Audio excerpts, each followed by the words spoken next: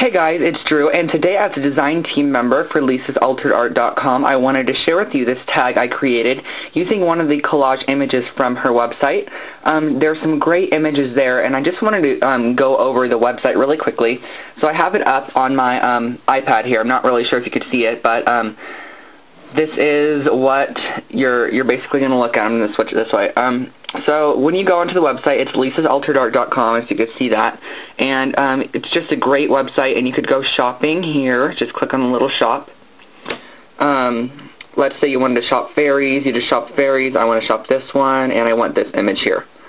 You're just going to add it to your cart, and you can see other design team members who have created something using this collage sheet, and they're really reasonably priced as well. So I'm just going to share with you one more thing. You could also view me on her website under the design team right here, this little girl right here, design team, and then you could find me down here under Drew Scott. And I'm right there, and you could find all my links and everything. So check out her website. She has some great images for vintage collage images, and I used one of these vintage collage images from one of her ladies collections. It's in one of them. I'm not really sure which one. I think she has two of them, but I think it's from the second one. And there's like 30 images for like $4 of these ladies, and I just printed them out in the 4x6 photo size. And I'm just going to share with you how I created my tag. First, I started off with a 4" by 6" piece of chipboard, and all I did to my chipboard was I just trimmed the corners off to make it look like your like basic tag shape like this one. And then what I did after I did that is I went over the top of it in this folk art dove gray, and the number is 708, and it's just one of those cheapo dollar paints from Michael's. And after I went over it, actually all I did was I just squirted a huge blob in there, and then I used this paintbrush that I let the paint dry on, so it's really stiff and hard, and I just rubbed it on there. So that's how you're going to get that like wood grain looking texture in the background, like that. And after you have the wood grain texture in the background there, I went over it in a couple of Tim Holtz distressing inks. I used the Vintage Photo was the first one I used. And I went over that with a really rough coat of that, so I just took the pad and I wiped it all over the top of the dried folk art paint that I painted on with this brush, and it leaves a great texture. And I have a technique on how to do this. It's under the faux weathered wood chipboard frame. It's like 10 videos back if you want to view that. I have a whole video on the whole thing from start to finish. And then I went over it with some aged mahogany distress ink, as well as some black soot, and that's how I got this background. So you could kind of see the purples and the vintage photos and the blacks. And I heat set that, and then I used my blending tool to blend in a little bit more of the vintage photo around the areas. Then after I added on all of that, I glued down my collage sheet image that I cut out, and I have an HP printer as well as an HP computer, so it allows me to, when I open up the image that is from lisasalteredart.com, they come in a ping image. You're going to open it up, and it will allow me to print it in 4x6 or 8.5 by 11 or wallet sizes or all these different sizes that will just fit your page. So I get 4 images per one piece of 8.5 by 11 sheet of cardstock. So this is her, this is what she looks like, really cool, and I kind of matched the colors up with her as well.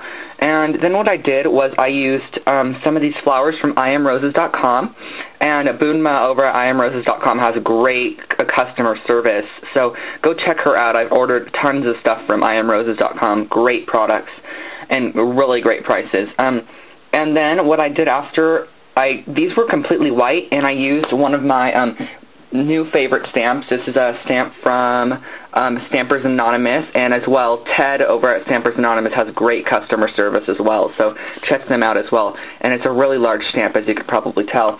And I stamped on my flowers using some walnut stain distressing ink from Tim Holtz, so you can kind of see the script in which one. It's just very faint, like there's just some lines of script running across it like that. And I like the script stamps that you can't read them, because you can stamp them upside down on accident and not even realize it. And then what I did was I took my Vintage Photo ink and I just pulled up the cup and I just smeared it on my my non-stick craft sheet, And then I used some black soot and did the same exact thing right by it, just smeared it on there, and I did the same thing with the aged mahogany. So you're going to have 3 of those distressing inks on your surface. And I just sprayed it really highly with some water, and it created these really big water droplets, and I just set my flowers in them and let them dry, and they created this really pretty kind of distressed vintage looking like tea-dyed flowers. And then I used some of, in the center, all these metal embellishment of flowers. These are all from the Tim Holtz foliage collection. You can see all the different ones here. So you're going to get the leaves and the daisies. Those are my favorite. And then some of the large and the small flowers as well, and the other leaves. And it comes with 18 long fasteners, 6 leaves, and 12 flowers. So we're going to get even more down here, as you can see all those down there. But I used some of them already on this project. And I just used the long fasteners, and I punched the holes in the chipboard, and I fastened them in, and then I just covered the backing with some cream cardstock. And before I covered the backing, I used some lace that I dyed using some alcohol inks in the, what colors were they? They were the plum, the caramel, and then I used some glimmer mist in the latte and cranberry zing to get this dyed lace, and then I ran some Rick Rack trim through that lace there. And the image was just glued on using my favorite glue stick. This is an Avery permanent glue stick. They're my favorite.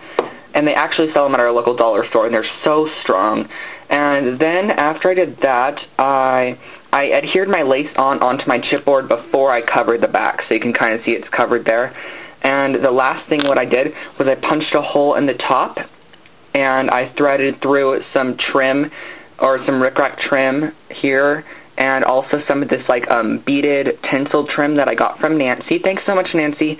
And the sentiment here is live the life you've imagined, and that's a Tim Holtz stamp.